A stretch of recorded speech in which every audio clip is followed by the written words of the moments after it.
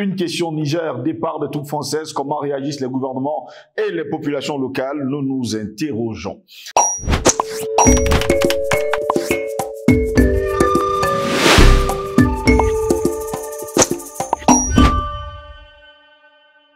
C'est toujours un réel plaisir de vous retrouver sur Panafricaniste TV. Mesdames, messieurs, bonjour, bienvenue à toutes et à tous à cette édition de Parole panafricaniste.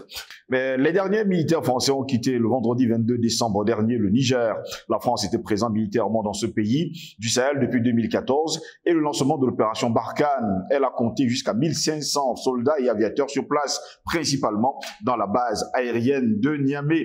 Les derniers militaires français déployés au Niger ont quitté donc le pays le vendredi 22 décembre dernier dans la matinée, a annoncé l'armée nigérienne lors d'une conférence, lors d'une cérémonie à Niamey, marquant la fin de leur présence dans cet État dirigé aujourd'hui par les militaires patriotes.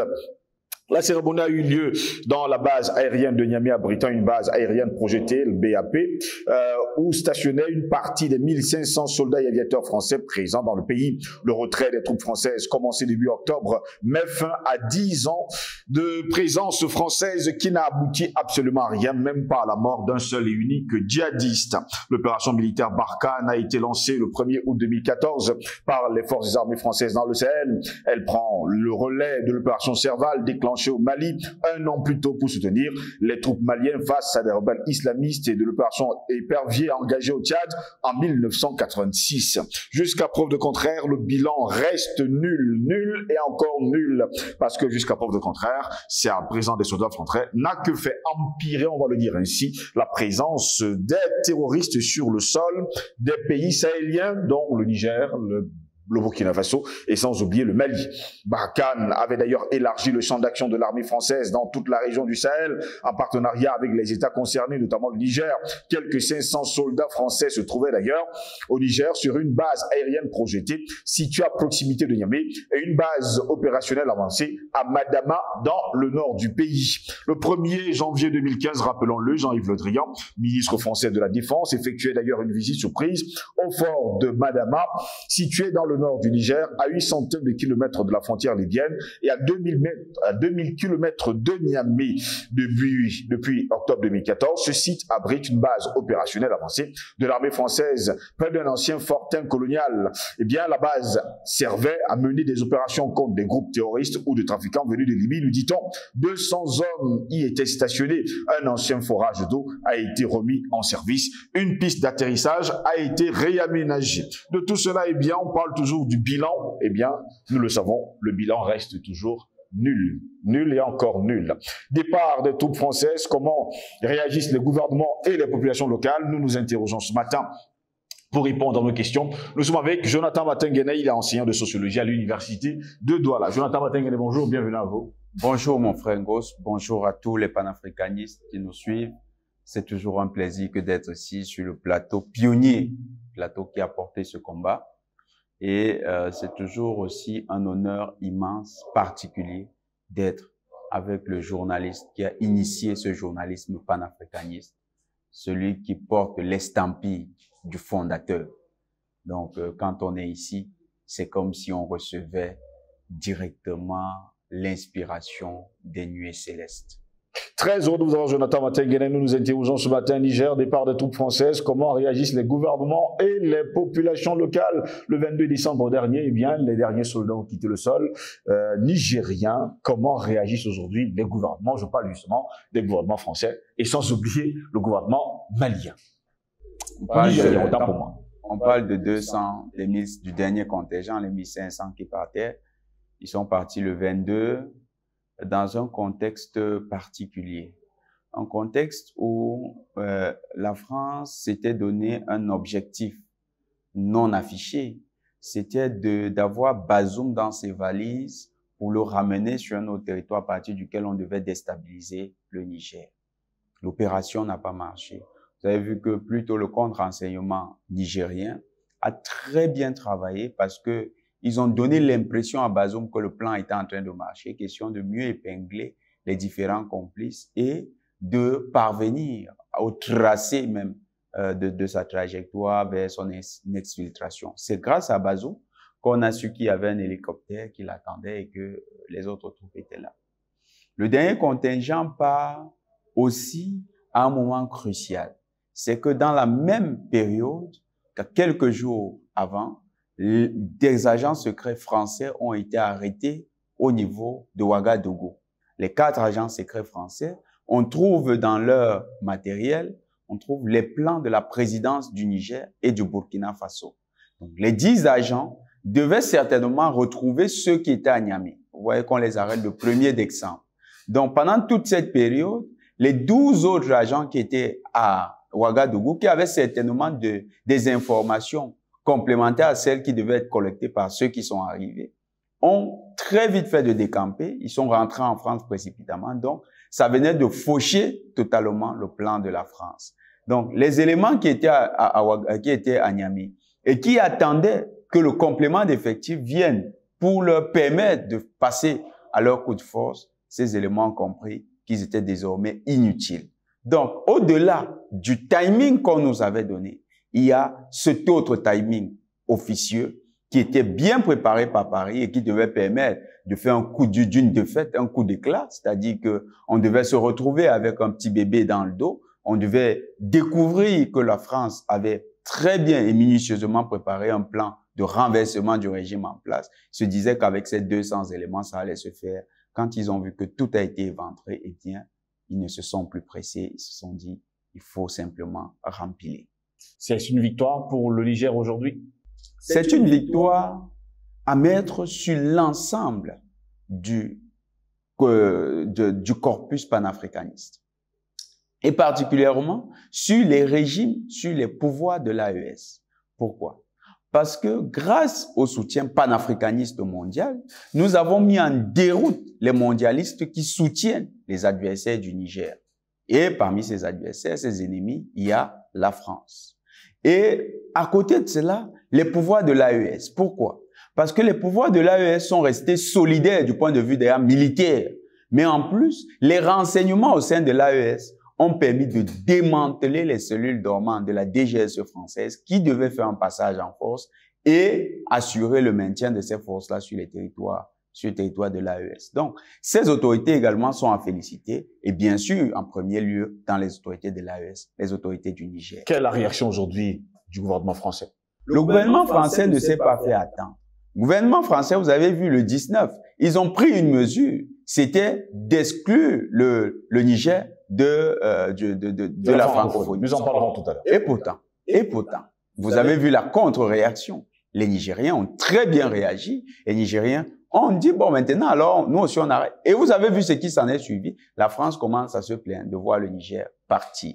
Donc, la conséquence, c'est que le Niger a compris que son avenir n'est pas indépendant de celui, n'est pas dépendant de celui de la France. Et que la France, dans ce qu'elle prétextait comme étant une relation historique, n'est pas ancrée dans l'histoire du Niger. Donc, le Niger peut très bien assurer de manière souveraine son devenir, son avenir, et proposer à ses populations un devenir tout à fait serein, sans toutefois bénéficier du soutien de la France. Les populations nigériennes aujourd'hui sont satisfaites, elles sont descendues dans les rues pour exulter et déclarer haut et fort que c'est l'heure aujourd'hui de demander également aux Américains de partir. Quand vous le citez, il faut se souvenir que les populations de Niamey, s'il n'y avait pas eu la police nigérienne, s'il n'y avait pas eu les forces de défense et de sécurité nigériennes, la population de Niamey aurait détruit totalement l'ambassade de France le 30 juillet 2023.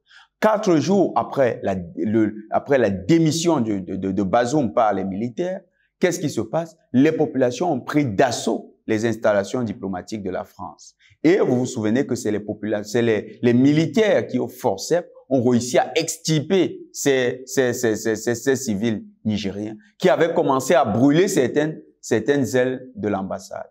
Et vous vous souvenez que pendant longtemps, les populations nigériennes, lorsque au pic de la contradiction avec la CEDEAO, les populations nigériennes ont pris conscience que tout ceci était alimenté par la France. Ces populations avaient voulu prendre à partie encore l'ambassade de France parce qu'ils estimaient que le boxeur de Niamey, Sylvain Ité, cet homme très violent qui a été affecté comme ambassadeur au niveau du Niger, cet homme ne méritait plus séjourner sur leur sol et cet homme continuait de les narguer en impulsant des actions qui menaçaient leur propre sécurité. Donc, ces populations avaient à cœur d'aller régler son compte à l'homme, mais aussi également régler son compte à tous les soldats français parce que ils avaient aussi compris que c'est les soldats français qui aidaient les terroristes, qui massacrent leurs familles.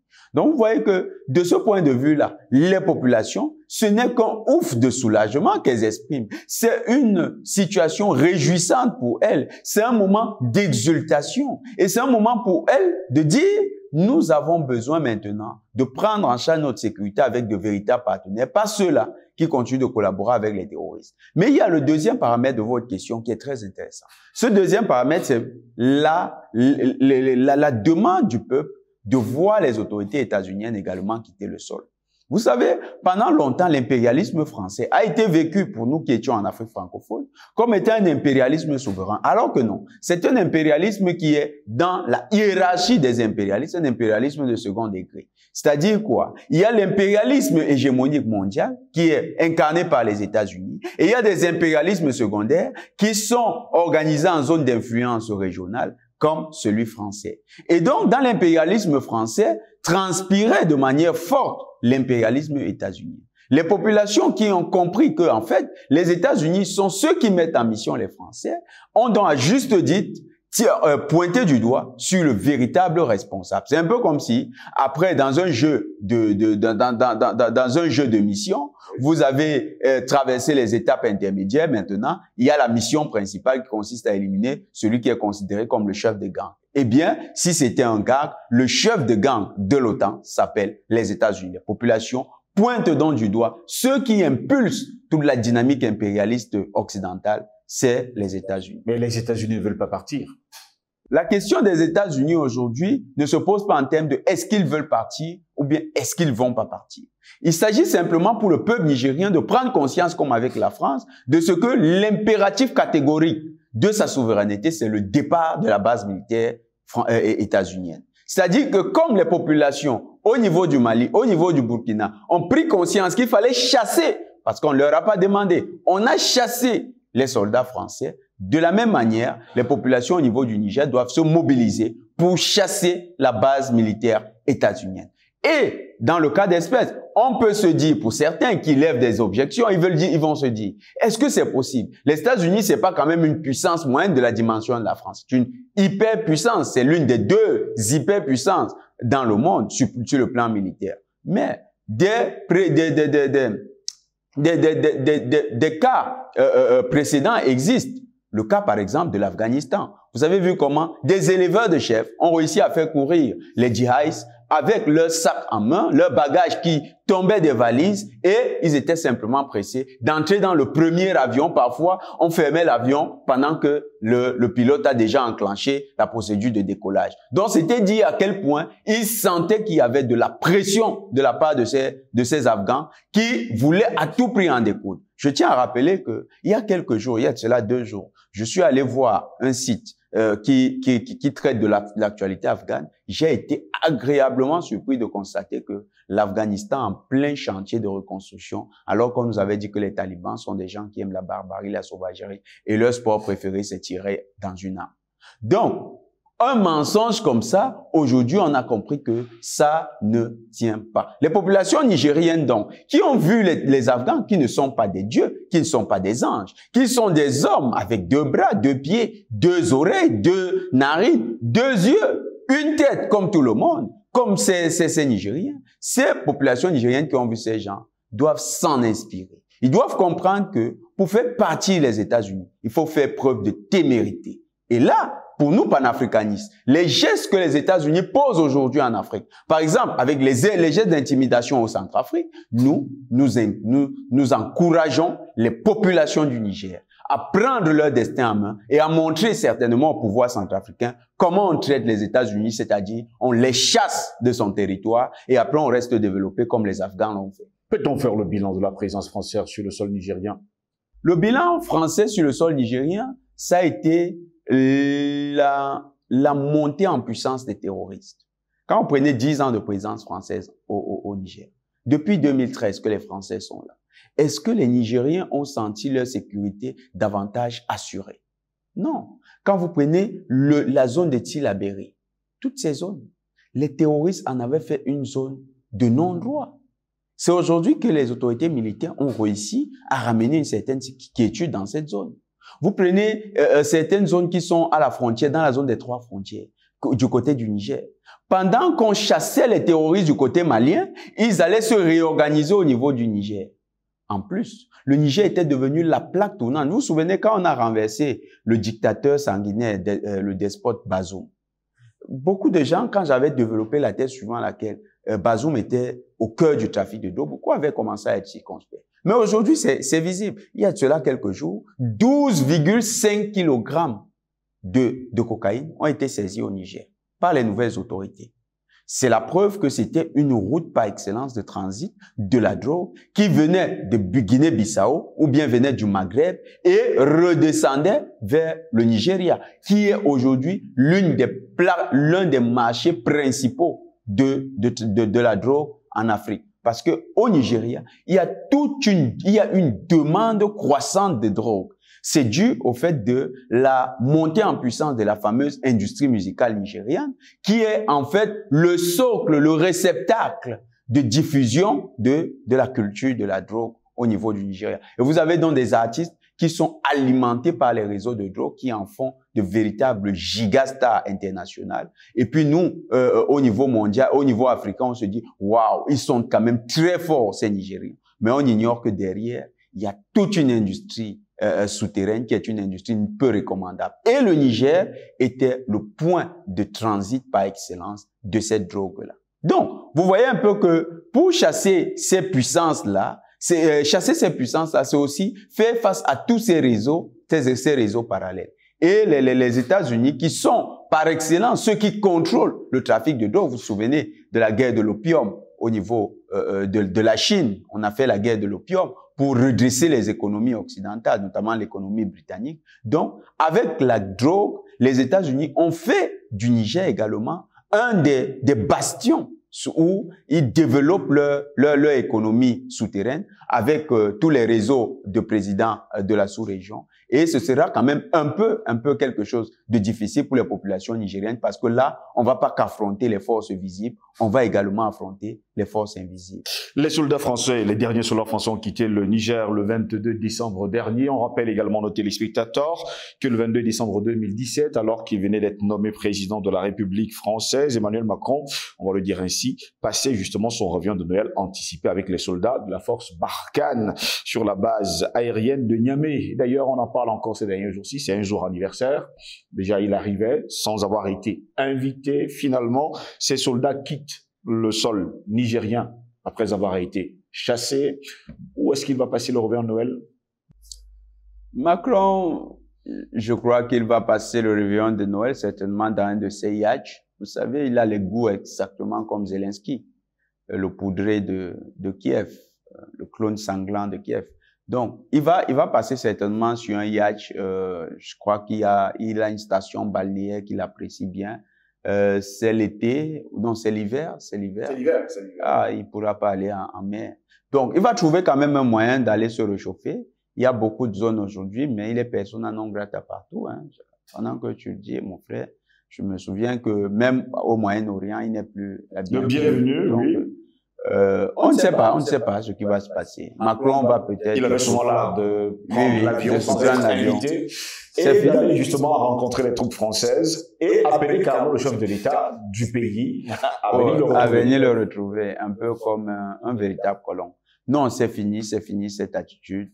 Macron va un peu subir le froid en France, comme tous les autres Français. Il va souffrir de voir l'Afrique à distance. Il a compris que le temps des sous-préfectures est passé.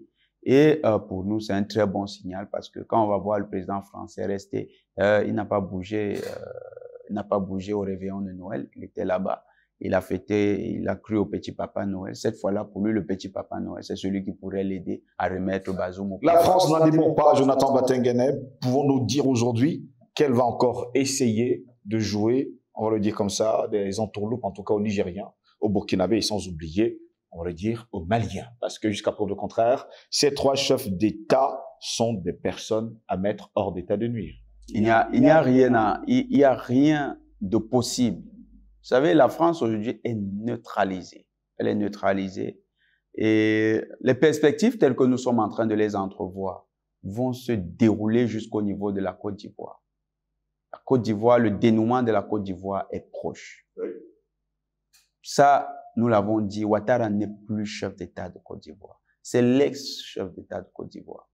Actuellement, ce à quoi il fait face, c'est qu'il fait un examen de conscience. Ouattara se pose deux questions à l'heure actuelle. C'est, est-ce qu'il faut qu'il se suicide pour qu'il ne fasse pas face à la justice? Est-ce qu'il faudra qu'il s'exile pour éviter l'action judiciaire? C'est ça, les deux options désormais chez Ouattara. Il sait que si l'une des options, il devra la choisir, cette option s'appliquera inéluctablement. Parce que dans les jours à venir, Ouattara, vous verrez, Ouattara ne sera plus à la tête de la Côte d'Ivoire. La Côte d'Ivoire atteint la fin de son calvaire. C'est fini le calvaire des Ivoiriens. C'est fini ce calvaire. Dans les jours à venir, les Ivoiriens comprendront pourquoi nous leur disons que c'est fini. Ils verront Ouattara tomber. Ils verront le régime de la France-Afrique tomber. Alors, si la France-Afrique ne peut plus perdurer dans un territoire comme la Côte d'Ivoire, à plus forte raison, revenir dans des territoires qui l'ont vomi, qui l'ont craché, qui l'ont quand même expué. Vous pensez qu'elle peut encore y revenir? Que non, elle ne peut plus. Aujourd'hui, la France-Afrique, c'est de l'histoire ancienne pour les peuples africains. En Afrique centrale, il y a toute une bataille qui est en cours. Et c'est les États-Unis qui sont à la manœuvre désormais. En Afrique centrale, c'est les États-Unis qui sont venus à la manœuvre. Et la France a compris qu'elle est larguée. Maintenant, c'est les États-Unis qui affrontent et nous pensons que le curseur posé par le peuple nigérien, c'est le curseur que tous les panafricanistes doivent désormais suivre. Nous avons un seul ennemi désormais. Cet ennemi s'appelle les États-Unis. Merci à vous, Jonathan Matenguene. C'est moi qui vous remercie, mon frère Goss. Et nous faisons confiance parce que la bataille que nous livrons désormais aux forces impérialistes incarnées par les États-Unis sur le territoire africain, nous devons la gagner exactement comme nous avons gagné celle contre la France. C'est pourquoi les peuples du Niger, les peuples du Tchad, les peuples de RDC, les peuples du Rwanda, les peuples de partout en Afrique où il y a les bases militaires, de Djibouti, où il y a les bases militaires états-uniennes, nous leur lançons l'invitation de rejoindre la grande masse du combat, de continuer ce combat et de le porter haut et fort en déboutant toutes ces bases. On va amener les États-Unis à rentrer, devenir une puissance régionale en Amérique du Nord. Merci, mesdames, messieurs, de nous avoir suivis. Bonne journée à toutes et à tous.